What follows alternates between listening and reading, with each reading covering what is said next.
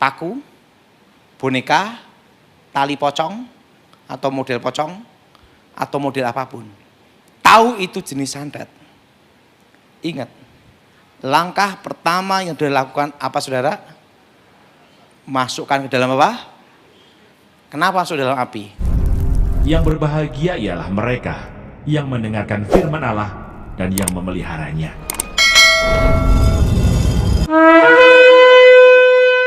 Lawan kita bukan darah dan daging, tapi penguasa-penguasa darah, roh-roh jahat di udara. Nah, bagaimana kita mengenali serangan kuasa setan? Ini yang penting. Nah, semua serangan kuasa setan yang hubungan dengan kuasa kegelapan, mayoritas di Indonesia itu selalu berhubungan dengan arwah. Dengan apa saudara? Dengan apa? Arwah. Suatu kali saya diminta tolong seorang notaris. Ibu notaris ini minta tolong saya, karena dia punya seorang ayah. Ayahnya ini tiba-tiba itu tidak sadar, jalan sendiri sampai jauh dari rumah. Setelah itu balik. Umurnya di atas 80 lebih. Suatu kali ayahnya ini masuk rumah sakit dan sakit parah, sakit berat. Mati ndak, hidup ndak. Kalau udah mau mati, mau tit, tiba-tiba bangun lagi. Terus pihak keluarga minta tolong saya, notaris ini minta tolong saya, Pak Daud, untuk urusan setan ini saya minta tolong Pak Daud. Karena yang tahu tentang setan, bekasnya setan. Ya udah, saya datang ke sana. Saya ngomong sama notaris ini, sama keluarganya. Pasti bapak ini ada kuasa setan. Ada roh jahat yang di dalam tubuhnya. Ada roh jahat yang ada di mana? Di dalam apa? Tubuhnya. Langsung keluarga ini berkata gimana? Anaknya perempuan ngomong, Pak, saya mimpi. Nah, serangan kuasa gelap bisa terkena ke anaknya. Padahal yang punya kuasa gelap ayahnya. Gimana? Saya mimpi didatangi arwah, roh, kayak orang kerajaan zaman dulu. Langsung saya tahu, oke. Ini pasti ada hubungan dengan keraton kerajaan. Betul Pak, ayah saya masih keluarga kerajaan. Langsung ngomong, ini pasti ada pusakanya, jimatnya. Mana pusakanya? Di lemari ditunjukkan. Ada keris, ada tombak, ada pedang. Setelah itu saya ngomong, ini kuasa roh gelap. Segala yang berbau ilmu gaib, jimat apapun, harus dilewatkan api. Apa saudara? Apa saudara? Kenapa dilewatkan api? Karena sebelum saya bertobat, dipercaya jin setan peri-perayangan tercipta dari unsur api. Dari unsur apa saudara? Dari unsur apa? Api. Dan apa yang terjadi? Langsung dibakar, tiba-tiba langsung keluar kayak hijau, ular naga itu, gini keluar. Setelah dibakar, saya ngomong, jadi ingat saudara, kenapa api? Arti api itu kembali seperti semula, dimentahkan. Apa saudara? Makanya semua jimat itu harus masuk ke dalam api untuk namanya dimentahkan atau kembali seperti semula. Termasuk mengembalikan santet pun, itu pun dibakar, dilewatkan api kembali ke pemiliknya. Seperti semula. Nah, begitu bakar, terus selesai. Saya ngomong, ini habis didoakan, dibakar, 10% hidup sembuh total. 90% mati. Udah siap, udah. Datang ke rumahnya, dan itu langsung ke rumah sakit, doakan bagian jantungnya. Coba semua pegang bagian jantung. Ingat, kalau saudara mengalami kasus orang yang susah mati punya jimat, mati ndak hidup ndak. Kekuatan pusat, semua kekuatan gaib yang menyandera jiwa, hidup namanya antara mati ndak hidup ndak, rohnya itu keluar atau tidak, tetap dalam tubuh. Mau keluar tidak bisa, mau masuk juga tengah-tengah. Namanya dunia antara. Apa saudara? Nah, itu pegang bagian jantung. Ini semua, darah Yesus. Hancurkan segala kutuk. Darah Yesus. Hancurkan segala mantra. Darah Yesus. Hancurkan segala jimat. Darah Yesus. Bebaskan.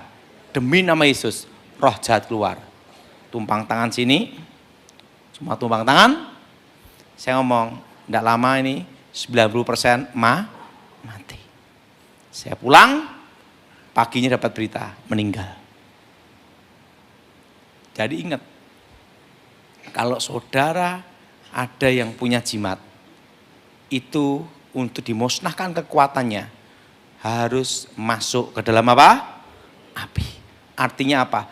Dimentahkan. Apa saudara? Apa saudara? Dimentahkan kembali seperti apa? Semula. Nah, kalau tidak dibakar, roh itu bisa masuk lagi ke benda itu. Maka harus dibakar untuk dimentahkan kembali seperti semula. Kenapa? Karena jin setan dipercaya tercipta dari unsur apa? Api. Artinya kembali seperti semula. Suatu kali saya nangani kasus seorang bapak. Dia pasang susuk supaya menang main bola, tetapi tidak pernah juara dunia. Pasang susuk. Nah, supaya apa? Kalau adu kaki dia menang. Jadi sepak bola itu tujuannya bukan nyerang bola, tapi nyerang apa? Kaki. Supaya kebal kakinya, supaya kuat kakinya. Nah, istrinya kesurupan. Ingat saudara, yang punya kuasa gelap itu adalah suaminya, tapi yang kesurupan adalah istrinya. Kenapa? Karena istrinya yang lemah. Setan selalu menyerang yang lemah. Jelas? Setan menyerang yang apa, saudara? Yang apa? Yang apa? Yang lemah. Di dalam kesurupannya, dia merasakan ada laki-laki tinggi besar nginjek dadanya. Saya itu kesurupan baruan. Dan itu berbulan-bulan, berminggu-minggu, udah dilayanin. Akhirnya keluarganya ambil keputusan undang saya. Waktu saya datang, ingat, susuk itu ada 2 jenis. Kan ada susuk emas, berlian, sama lilin. Susuk itu ada 2 jenis. Pertama, susuk hidup. Apa saudara? Kedua, susuk mati. Susuk apa saudara? Ada 2 di sini. Susuk hidup dan susuk apa? Susuk mati. Apa itu susuk hidup? Susuk hidup, kekuatan gaib, kekuatan mistiknya masih penuh powerful. Dan susuk yang hidup itu bisa pindah. Di susuk bagian emas, bagian sini, bisa pindah bagian kaki. Dari kaki bisa pindah ke tangan, mengikuti jalur peredaran darah. Ini namanya susuk hidup. Dan kekuatan susuk ini maksimal itu 1000 hari. Ada masa kadaluarsa. Nah, setelah lewat 1000 hari, kekuatan tidak berfungsi, tapi kutukan dan roh jahat tetap berjalan. Karena kutukan dan kuasa gelapnya tidak ada masa expired. Jelas, saudara? Tidak ada masa kadalu. Nah, kutukan dan roh jahatnya hanya bisa diusir dan dibatalkan demi nama Yesus. Itu namanya susuk hidup. Nah, susuk hidup ini kalau didoakan itu keluar emas berliannya karena masih powerful, ada kekuatan gaibnya. Jelas? Masih ada apa, saudara? Masih ada apa, saudara? Kekuatan apa? Gaibnya. Nah, saya pernah ngelayanin seorang bapak punya anak polisi. Perwira, dia minta tolong saya karena dia tahu ayahnya ini pasang susuk. Dan susuknya masih hidup. Dan susah mati. Karena setiap sebelum 1000 hari itu dibangkitkan. Makanya ada namanya itu, ada kalau pusaka itu setiap bulan suro. Dimandiin untuk dibangkitkan. Kalau susuk itu 1000 hari untuk dibangkitkan. Nah, susah mati ayahnya ini. Waktu itu saya doakan. Ingat, kalau jenis yang susah mati ini pegang bagian jantung. Coba pegang bagian sini. Nah. Jelas? Pegang bagian apa? Darah Yesus hancurkan kutuk, darah Yesus hancurkan mantra, darah Yesus hancurkan jimat, darah Yesus bebaskan. Demi nama Yesus, roh-roh jahat keluar. Karena susuknya masih hidup, saya ngomong, susuk ini masih hidup, tunggu sebentar. Tiba-tiba, buang air besar, bau banget lah. Keluar dari beraknya itu apa? Jarum emas berapa biji? Kenapa keluar? Karena susuk hidup. Jelas? Jadi kalau kita ngusir setan, doa pelepasan tentang susuk, harus paham benar. Susuk hidup atau susuk mati. Jelas? Nah, yang kedua, susuk apa? Mati. Nah, susuk mati itu adalah susuk yang sudah melewati masa kadaluarsa. Di atas 1000 hari tidak dibangkitkan. Apa saudara? Melewati masa apa saudara? 1000 hari tidak dibangkitkan. Tidak dibangkitkan lagi. Nah, kekuatannya itu tidak berfungsi. Tapi kutukan dan roh jahat tetap berjalan. Dan susuk mati ini bisa juga terjadi susuk hidup kena pantangannya. Misalnya daun kelor. Atau sepet kelapa, atau makan pisang emas. Atau lewat jemuran, atau sate, makan sate. Itu bukannya kutukannya lepas, enggak. Kekuatannya tidak berfungsi. Sekalipun itu susuk hidup, kalau makan pantangannya, itu langsung jadi susuk mati. Artinya kekuatannya tidak berfungsi. Tidak Tidak apa? Tidak berfungsi. Nah, tapi kutukan dan roh jahatnya tetap dalam badan. Nah, jenis susuk mati ini, kalau dalam doa pengusiran setan, doa pelepasan, itu tidak keluar emasnya atau beliannya. Kenapa? Karena kekuatannya sudah tidak ada. Jelas? Jelas? Nah, dalam doa pelepasan harus dibatalkan demi nama Tuhan segala kutukan dan ikatannya. Ini penting. Sekalipun itu susuk mati. Makanya di dalam kasus doa pengusiran setan, pelepasan susuk, belum tentu susuknya keluar dari badan. Jelas? Jelas? Karena tergantung hidup atau sudah mati. Nah, orang pasang susuk itu kelihatannya mudah ya. Kalau dari jauh kelihatan cantik, begitu dekat ya kayak gitu. Nah, susuk hidup, susuk mati. Suatu kali, jadi semua pusaka, kekuatan jimat, itu ada yang namanya posisi netral. Kekuatan tidak berfungsi. Bila ditemukan satu unsur alam yang berlawanan tapi sejenis. Suatu kali nenek saya mengajari saya tentang pusaka. Bahwa semua pusaka jimat apapun hebatnya. Karena waktu itu nenek saya ngomong, nanti kalau kamu saya tugasi nyuri pusaka, supaya kamu bisa nyuri pusaka, harus tak beritahu caranya nyuri pusaka. Bagaimana? Kelemahan pusaka itu siram air kencing.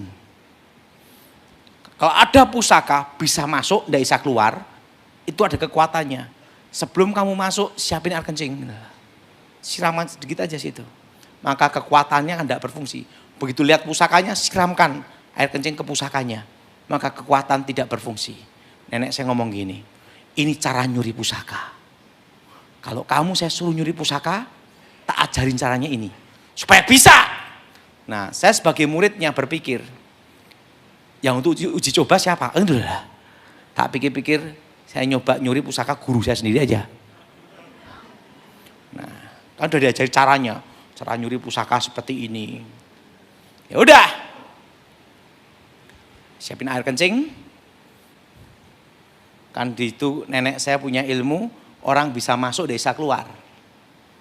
Tapi saya dikasih bocorannya, kalau nyuri pusaka pakai air kencing. Begitu masuk, dekat pusakanya, siramkan, jebret. Nggak berfungsi dah. Keris, pedang, tak ambil semua. Pusaka yang ada di lemarinya habis semua. Suatu kali malam Jumat, biasa dia mau nyari pusakanya untuk dimantra-mantrai, dilihat, loh kok hilang semua? Langsung dia ngomong, siapa manusia sakti ini yang bisa ngambil pusaka? Nah saya diem aja, seminggu sampai 2 minggu, dia stres. Dia gunakan ilmu terawang untuk melacak pusakanya ada di mana. Ketutup. Kenapa ketutup? Dalam hati saya, berarti dia ngajari saya benar juga. Tak coba untuk dia, saya diam aja. Wah dia pakai ilmu terawang ini, ketutup, nggak bisa. Setelah itu dia stres putus asa, saya kasihan. Nenek, kamu ingin tahu pusakanya? Ya ini pusakanya tak sembunyi, tak curi. Loh, kamu nyuri pusaka saya? Kan nenek ngajari saya nyuri. Sebelum saya praktek ke tempat lain, tak praktekkan dulu ke tempat nenek. Wah, langsung dia beritahu. Nah, makanya pusaka-pusaka zaman dulu sama Jepang, sama Belanda, kalau dirampas, kencingin. Supaya apa? Kekuatannya tidak berfungsi, itu bisa kekuatan tidak berfungsi selama 40 hari. Kenapa air kencing? Ini masuk, ini keluar, satu unsur berlawanan. Makanya orang kalau punya jimat, mau buang air besar, jimat ditaruh dulu baru nongkrong. Kenapa tidak dibawa? Kalau dibawa kekuatannya tidak berfungsi. Jelas? Nah, jadi ingat, tapi itu bukan untuk mengusir setan atau melepaskan kutukan. Itu hanya posisinya kekuatan tidak berfungsi sementara. Biasanya itu hanya 40 hari. Berapa lama, Saudara? Berapa lama? 40 apa?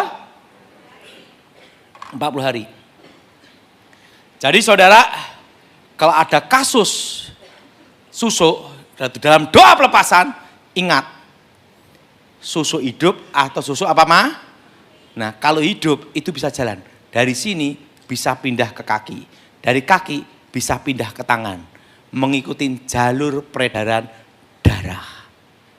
Nah, Pak kalau ada kiriman ilmu santet, cara ngembalikannya gimana? Lu udah tahu bahwa orang yang suka tertawa itu tidak bisa disantet. Tapi jangan ketawa sendiri. Nah, suatu kali calon anggota DPR RI dari partai besar minta tolong saya. Kenapa? Karena dia dikirim santet. Dari mulutnya keluar rambut-rambut. Dan setiap kali dia mandi, ketiak gini nih, keluar kerikil dan pasir. Dan setiap malam ada burung hantu.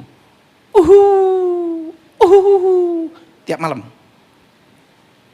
Nah, dia orang Kristen dipanggil pendeta. Pendeta datang, setan keluar. Pendeta keluar, setan datang. Pusing dia. Rapat keluarga, masalah setan. Saya diminta tolong untuk hadir. Waktu itu posisi saya masih ngawal presiden waktu itu. Masih ngawal presiden SBY waktu itu. Karena dia pejabat, calon DPR RI dan dia mau jadi pejabat, nelpon saya. Dia diminta tolong, saya datang. Saya lihat, wah ini setannya ini pengertian. Dia botak, dikirim rambut. Kendalanya muncul bagian sini. Dia ngomong, Pak, cara ngembaliin santet gimana? Mudah. Ambil Pak rambutnya semua, kumpulin. Rambutnya, saya itu batu sama pasirnya. Cara ngembaliin santet itu apa? dibakar dengan api. Apa saudara? Dibakar dengan apa? Artinya apa? Kembali ke asal. Kembali seperti semu. Jelas? Jelas? Kalau ada yang ngirim mati rezeki tanah kuburan, sudah tahu tanahnya, kumpulin, bakar. Itu kembali seperti semula. Kembali ke asal. Doakan demi nama Tuhan. Nah, setelah itu, Pak, burung hantunya gimana? Tembak dor, goreng. Nah, saya dah. Penting dimasukkan dalam api. Bakar dulu di api. Burungnya dibakar di api dulu. Plus. Nah, ingat, kalau saudara ada kiriman santet, paku, boneka, tali pocong, atau model pocong, atau model apapun, tahu itu jenis santet. Ingat, langkah pertama yang dilakukan apa saudara? Masukkan ke dalam apa? Kenapa masuk dalam api? Kembali ke asal. Ikuti saya semua, kembali ke asal. Apa saudara? Atau dimentahkan, kembali ke pemiliknya. Nah, tapi ingat, semuanya itu, semua jimat, semua jenis pusaka model apapun harus masuk ke dalam api. Untuk apa? Menghilangkan kekuatannya. Kedua, supaya kembali ke semula. Dimentahkan. Apa saudara? Apa saudara? Dimentahkan. Ada satu kasus yang saya tanganin, ini supaya lebih jelas saudara. Ada seorang pemuda, tapi belum menikah, usia 40-an. Dia punya jimat, batu, dan itu membuat dia kebal senjata. Di karter, tembak, silet, nggak mempan. Batu ini kalau dilempar, peng, ke sungai, besok pagi-pagi, tek, balik ke lemari. Dilempar itu ke laut, peng, besoknya, blek, kembali ke lemari lagi.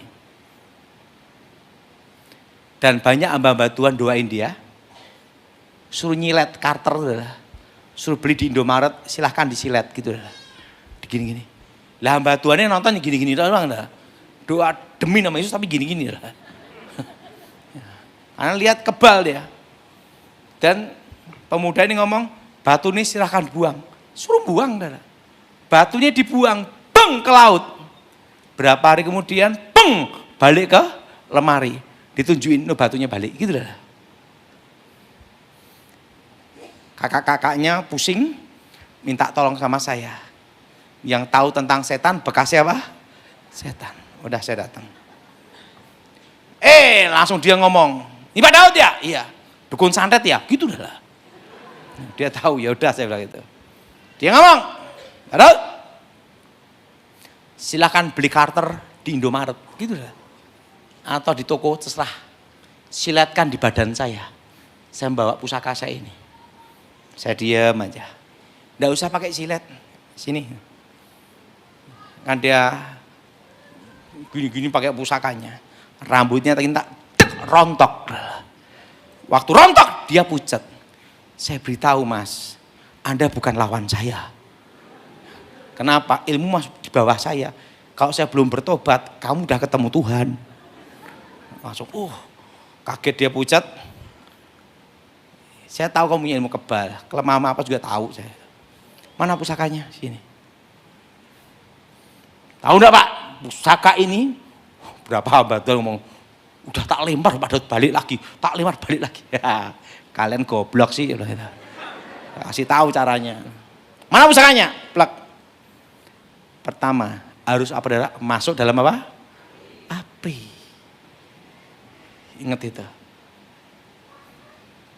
Jimat apapun harus dimasukkan ke dalam apa? Api dulu. Lewatkan masuk api dulu. Begitu masuk dalam api, dem, kebakar. Setelah kebakar, batunya diambil, mana pukul besinya. Tek, hancur jadi pasir. Saya ngomong dia, udah tidak bisa balik lagi. langsung doa pelepasan bertobat. Kenapa hamba Tuhan yang ini gagal? Karena tidak masuk ke dalam api. Jadi saudara ada yang ngirimin santet, bendanya itu ketemu, langkah pertama. Apa saudara? Masuk ke dalam apa? Api. Karena semua jimat, kekuatan pusaka apapun, kalau masuk dalam api, kembali seperti semula dan dimentahkan. Untuk pengusiran setan demi nama Yesus. Nah, makanya ada kasus tertentu, kalau jimatnya hanya dibuang aja, rohnya balik lagi. Kalau udah masuk dalam api, udah enggak. Dimentahkan. Jelas? Kembali seperti semu. Jadi kalau saudara nanti di rumah ada yang ngirim tanah kuburan, langkah pertama, masuk dalam api dulu, baru doa. Jadi demi nama Tuhan Yesus, keluar. Kenapa ke dalam api? Kembali ke asal. Kembali ke pemilik. Jelas? Jelas? Jelas? Ini semua masuk dalam api. Saudara, banyak orang ngomong sama saya gini, Pak, tahun ini aja udah berat. Gimana tahun depan? Betul? Saya kan beritahu pada saudara semua tahun lalu, bahwa kita semua akan masuk resesi ekonomi itu di tahun 2025. Betul? Yang masih ingat angkat tangan semua. Tinggi-tinggi. Sekarang udah terasa. Betul? Betul? Nah, Surabaya gimana? Saya beritahu. Kencangkan ikat pinggang. Biasanya makan steak tenderloin, sekarang makan kikil. Tetap rasanya empuk, betul? Betul? Betul? Resesi ekonomi ini tidak terasa berat di Surabaya selama tidak utang bank. Jadi yang utang bank, makanya dari 3 tahun yang lalu saya beritahu, jangan utang bank. Karena kita masuk resesi ekonomi berat tahun depan. Yang utang bank, siapin nanam kelapa kopior dan es kopior. Sambil minum sama-sama kepalanya kok. Karena kondisi seperti ini masih sampai tahun depan. Jelas saudara?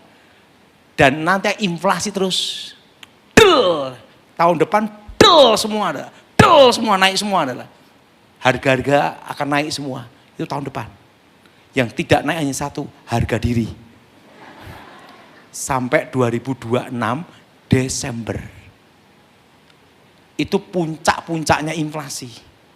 Dan 2027 baru ekonomi bergerak. Jelas? Dan tahun depan banyak properti yang diobral. Tahun ini sudah banyak, tahun depan lebih banyak adalah. Karena orang perlu makan dan perlu uang cash. Tapi saudara jangan tergoda utang bank, pakai KPR untuk beli properti. Ingat, jangan terjebak itu. Kecuali punya uang cash baru beli. Karena kondisi seperti ini masih sampai tahun 2026. Jelas? Bunga bank, daya beli masyarakat drop turun. Itu sampai tahun 2026.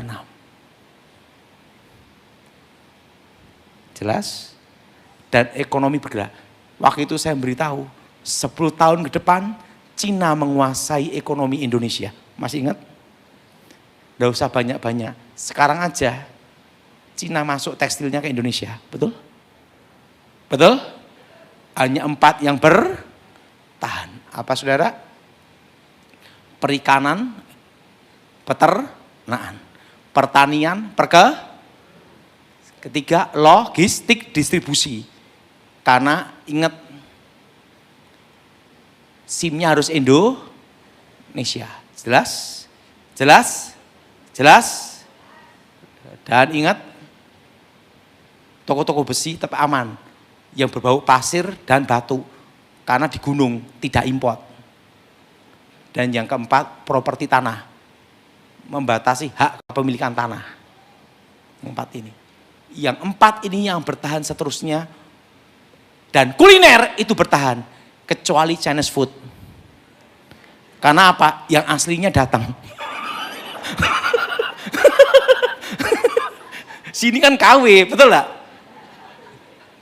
10 tahun ke depan, kokinya asli dari sana yang sipit-sipit datang ke sini. Gimana asli lawan KW, betul gak?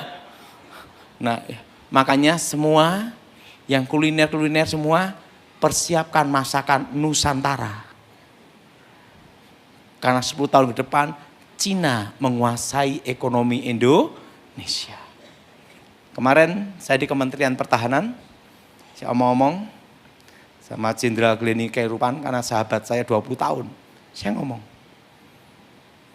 langkah pertama, swasembada jagung dulu. Untuk apa? Karena jagung yang paling tahan kemarau. Kalau padi itu harus berair cukup. Dari batang, daun, sampai biji, semua bisa kepake. Dan tahan lama. Pertama, jagung dulu. Kedua, aman dulu. Kondisi apapun penting aman. Ingat, tahun depan yang diutamakan presiden pasti aman dulu. Jelas? Jelas? Jadi saudara tidak usah takut akan terjadi macam-macam. Aman. Amin. Ngomong sebelahnya, tidak usah pindah luar negeri. Amin. Apa saudara? Aman. Ingat, posisi apa saudara? Aman. Pak, gimana untuk ke depan, tahun depan nyimpen apa? Pertama, yang hubungan dengan dagang, yang berhubungan dengan import, harus punya cash dolar secukupnya aja. Yang kedua, perlu udah tahu emas nanti berapa tahun lagi 2 juta per gram. Tahun lalu saya nyuruh semua nyimpen emas walaupun 1 gram. Betul? Betul? Sekarang udah naik. Dan berapa tahun lagi 2 juta per gram. Jadi kalau nikah nanti bukan pakai cincin emas, cincin aluminium. Jelas? Cincin apa dah? Ngomong sebelahnya, itu nanti zamanmu. Penting tahan lama, aluminium. Cintamu sejati seperti aluminium. Nah, jadi itu akan terjadi, ingat. Dan saya sudah beritahu, tahun depan perpajaan.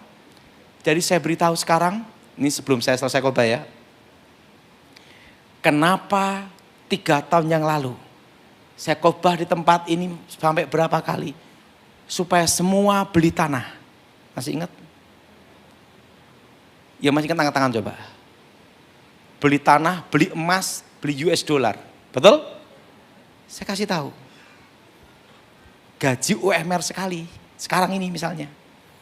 Sebulan maksimal lah. Udah berat itu. Itu 5 juta. UMR ya. Oke. Mau punya rumah. Harga 500 juta. Itu paling rendah di Surabaya. Betul? Betul? Kecil. RSSS. Rumah sangat sederhana. Selonjor. Susah. Itu aja udah 500 juta di dalam kota. Betul? Betul? Itu mau beli aja. Itu nunggu 10 tahun loh. Itu sama makan dikurangin doa puasa. Betul? Setelah 10 tahun mau beli. Naik. Karena harga tanah naik terus. 1,5 miliar, 2 miliar. Gimana mau kebeli? Betul? Apalagi gajian 3 juta. 4 juta. Kan saya beritahu. Saudara semua beli tanah. Nanti menentukan masa depan anak-anakmu. Betul? Betul? Perpajaannya. Betul? Betul? Kedua, ingat saudara, saingan tambah berat. Betul? Betul? Makanya 3 tahun yang lalu saya beritahu semua supaya beli apa? Tanah. Ya masih ingat, angkat tangan coba. Dan saya beritahu semua suruh berkebun. Harga-harga naik semua. Betul? krisis pangan. Dan tahun ini dan saat ini saya beritahu, tahun depan, tahun untuk bertahan. Apapun kondisimu, bertahan, usahakan jangan utang bank. Jelas? Jelas? Jelas? Dan nyimpen uang emas, nyimpen di rumah, uang cash, jaga-jaga. Di bank juga ada, di rumah juga ada. Kenapa? Jaga-jaga tiba-tiba pembatasan pengambilan uang di bank. Jaga-jaga semua. Jelas, saudara? Tapi untuk negara aman. Tepuk tangan, saudara. Jadi tahun ini saya memberitahu untuk tahun depan. Semua yang bisnis berhubungan import, siap-siap cash dolar disimpan. Jelas? Dan apa berapa tahun lagi emas berapa, saudara? 2 juta per gram. Jelas? Dan tahun ini sampai 2026 harga-harga akan naik terus sampai puncak, saudara. Puncaknya kapan? 2026 Desember. Setelah puncak 2027 baru properti naik karena properti itu yang terakhir. Nah, jadi tahun ini banyak properti yang diobral. Tahun depan lebih banyak lagi, saudara. Tapi daya beli masyarakat turun sampai 2026. Ini waktunya yang dapat uang cash beli. Kalau utang KPR jangan. Kenapa? Kondisi seperti ini sampai 2026. Jelas? Jelas? Untuk jemaat GSCS di sini, saya beritahu, Tuhan pelihara kita semua. Nah, yang kedua, ingat, ngomong sebelahnya, kencangkan ikat pinggang, jangan ngurangi persembahan, betul? Amin. Karena apa? Tahun depan, tahun ini, saudara beli barang yang saudara perlu aja. Yang tidak perlu jangan dibeli. Yang setuju angkat tangan? Nggak usah yang bermerek, penting bisa dipakai. Setuju? Nggak usah merek-merek. Kayak saya aja, celana ini. Ini usia 20 tahun. Ini tambalannya asli, karena apa? Udah bolong. Saya bayar 10.000. Ditanya, Pak yang warna kayak ini enggak ada, adanya biru. Kasih biru aja. Ini udah 20 tahun ini, saudara. Kalau celana model kayak gini, orang mau ngerampok, enggak usah ngerampok, tak kasih ikhlas. Amin. Jadi ingat, tahun depan kita, saudara, resesi. Jelas? Kencangkan ikat pinggang, beli barang yang perlu saja. Yang tidak perlu jangan. Kurangi pengeluaran. Jelas? Dan bertahan. Amin. Ngomong sebelahnya, kurangi pengeluaran. Dan bertahan. Sampai 2026.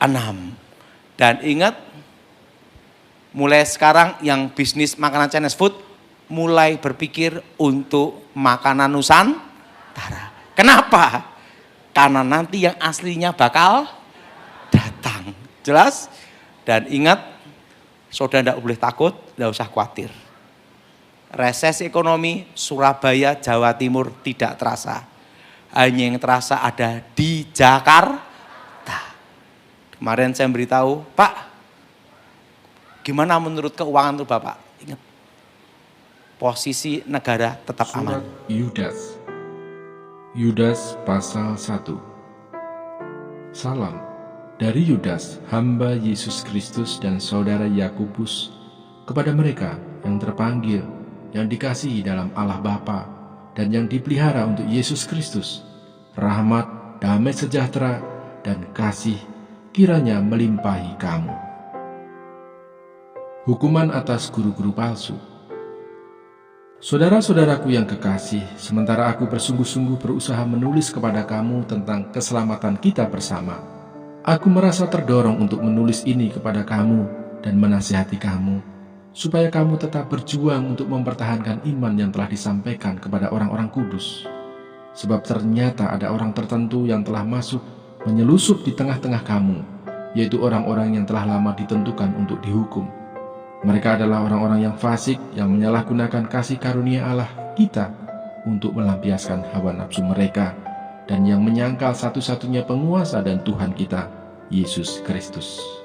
Tetapi, sekalipun kamu telah mengetahui semuanya itu dan tidak meragukannya lagi, aku ingin mengingatkan kamu bahwa memang Tuhan menyelamatkan umatnya dari tanah Mesir, namun sekali lagi membinasakan mereka yang tidak percaya, dan bahwa Ia menahan malaikat-malaikat yang tidak taat pada batas-batas kekuasaan mereka, tetapi yang meninggalkan tempat kediaman mereka dengan belenggu abadi di dalam dunia kekelaman sampai penghakiman pada hari besar, sama seperti Sodom dan Gomora dan kota-kota sekitarnya, yang dengan cara yang sama melakukan percabulan dan mengejar kepuasan-kepuasan yang tak wajar, telah menanggung siksaan api kekal sebagai peringatan kepada semua orang. Namun demikian orang-orang yang bermimpi-mimpian ini juga mencemarkan tubuh mereka dan menghina kekuasaan Allah, serta menghujat semua yang mulia di surga. Tetapi penghulu malaikat Mikael, ketika dalam suatu perselisihan bertengkar dengan iblis mengenai mayat Musa, tidak berani menghakimi iblis itu dengan kata-kata hujatan, tetapi berkata, "Kiranya Tuhan menghardik engkau."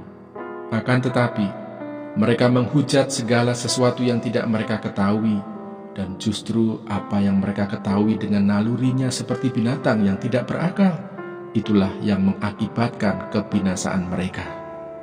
Celakalah mereka karena mereka mengikuti jalan yang ditempuh Kain, dan karena mereka oleh sebab upah menceburkan diri ke dalam kesesatan Bileam, dan mereka binasa karena kedurhakaan seperti Korah. Mereka inilah noda dalam perjamuan kasih-Mu, di mana mereka tidak malu-malu melahap dan hanya mementingkan dirinya sendiri. Mereka bagaikan awan yang tak berair, yang berlalu ditiup angin. Mereka bagaikan pohon-pohon yang dalam musim gugur tidak menghasilkan buah, pohon-pohon yang terbantun dengan akar-akarnya dan yang mati sama sekali. Mereka bagaikan ombak laut yang ganas, yang membuihkan keaiban mereka sendiri. Mereka bagaikan binatang-binatang yang baginya telah tersedia tempat di dunia kekelaman untuk selama-lamanya. Juga tentang mereka, Henoh, keturunan ketujuh dari Adam, telah bernubuat, katanya, "Sesungguhnya Tuhan datang dengan beribu-ribu orang kudusnya, hendak menghakimi semua orang, dan menjatuhkan hukuman atas orang-orang fasik, karena semua perbuatan fasik yang mereka lakukan, dan karena semua kata-kata nista yang diucapkan orang-orang berdosa yang fasik itu terhadap Tuhan. Mereka itu orang-orang yang menggerutu dan mengeluh tentang nasibnya, hidup menuruti hawa nafsunya, tetapi mulut mereka mengeluarkan perkataan-perkataan yang bukan-bukan, dan mereka menjilat orang untuk mendapat keuntungan." Nasihat-nasihat untuk meneguhkan iman. Tetapi kamu, saudara-saudaraku yang kekasih, ingatlah akan apa yang dahulu telah dikatakan kepada kamu oleh rasul-rasul Tuhan kita Yesus Kristus. Sebab mereka telah mengatakan kepada kamu, menjelang akhir zaman akan tampil pengejek-pengejek yang akan hidup menuruti hawa nafsu kefasikan mereka. Mereka adalah pemecah belah yang dikuasai hanya oleh keinginan-keinginan dunia ini dan yang hidup tanpa Roh Kudus. Akan tetapi kamu, saudara-saudaraku yang kekasih, bangunlah dirimu sendiri di atas dasar imanmu yang paling suci, dan berdoalah dalam Roh Kudus. Peliharalah dirimu demikian dalam kasih Allah, sambil menantikan rahmat Tuhan kita, Yesus Kristus, untuk hidup yang kekal. Tunjukkanlah belas kasihan kepada mereka yang ragu-ragu. Selamatkanlah mereka dengan jalan merampas mereka dari api. Tetapi tunjukkanlah belas kasihan yang disertai ketakutan kepada orang-orang lain juga, dan bencilah pakaian mereka yang dicemarkan oleh keinginan-keinginan dosa. Penutup. Bagi Dia yang berkuasa menjaga supaya jangan kamu tersandung, dan yang membawa kamu dengan tak bernoda dan penuh kegembiraan di hadapan kemuliaannya, Allah yang esa, Juru Selamat kita oleh Yesus Kristus, Tuhan kita. Bagi Dia adalah kemuliaan, kebesaran, kekuatan, dan kuasa sebelum segala abad dan sekarang dan sampai selama-lamanya. Amin. Kitab Wahyu. Wahyu kepada Yohanes. Wahyu pasal 1. Judul: Inilah wahyu Yesus Kristus yang dikaruniakan Allah kepadanya, supaya ditunjukkannya kepada hamba-hambanya apa yang harus segera terjadi. Dan oleh malaikatnya yang diutusnya, ia telah menyatakannya kepada hambanya Yohanes. Yohanes telah bersaksi tentang firman Allah dan tentang kesaksian yang diberikan oleh Yesus Kristus, yaitu segala sesuatu yang telah dilihatnya. Berbahagialah ia yang membacakan dan mereka yang mendengarkan kata-kata nubuat ini dan yang menuruti apa yang ada tertulis di dalamnya, sebab waktunya sudah dekat. Salam kepada ketujuh jemaat.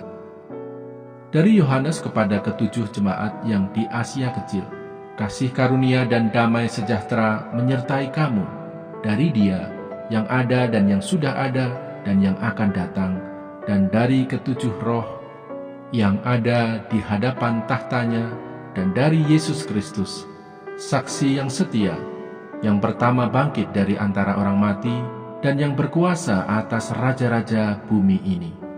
Bagi Dia yang mengasihi kita dan yang telah melepaskan kita dari dosa kita oleh darahnya, dan yang telah membuat kita menjadi suatu kerajaan, menjadi imam-imam bagi Allah Bapanya. Bagi Dialah kemuliaan dan kuasa sampai selama-lamanya. Amin. Lihatlah, Ia datang dengan awan-awan, dan setiap mata akan melihat Dia, juga mereka yang telah menikam Dia. Dan semua bangsa di bumi akan meratapi Dia. Ya, amin. Aku adalah Alfa dan Omega, firman Tuhan Allah, yang ada dan yang sudah ada dan yang akan datang, yang Maha Kuasa. Penglihatan Yohanes di Patmos. Aku, Yohanes, saudara dan sekutumu dalam kesusahan, dalam kerajaan, dan dalam ketekunan menantikan Yesus, berada di pulau yang bernama Patmos oleh karena firman Allah dan kesaksian yang diberikan oleh Yesus. Pada hari Tuhan, aku dikuasai oleh Roh, dan aku mendengar dari belakangku suatu suara yang nyaring, seperti bunyi sangkakala. Katanya, "Apa yang engkau lihat, tuliskanlah di dalam sebuah kitab, dan kirimkanlah kepada ketujuh jemaat ini, ke Efesus, ke Smyrna, ke Pergamus, ke Tiatira, ke Sardis, ke Philadelphia, dan ke Laodikia." Lalu aku berpaling untuk melihat suara yang berbicara kepadaku. Dan setelah aku berpaling, tampaklah kepadaku 7 kaki dian dari emas. Dan di tengah-tengah kaki dian itu, ada seorang serupa anak manusia, berpakaian jubah yang panjangnya sampai di kaki, dan dadanya berlilitkan ikat pinggang dari emas.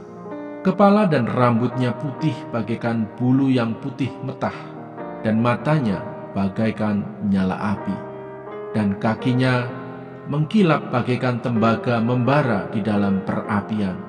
Suaranya bagaikan desau air bah, dan di tangan kanannya ia memegang 7 bintang, dan dari mulutnya keluar sebilah pedang tajam bermata 2, dan wajahnya bersinar-sinar bagaikan matahari yang terik.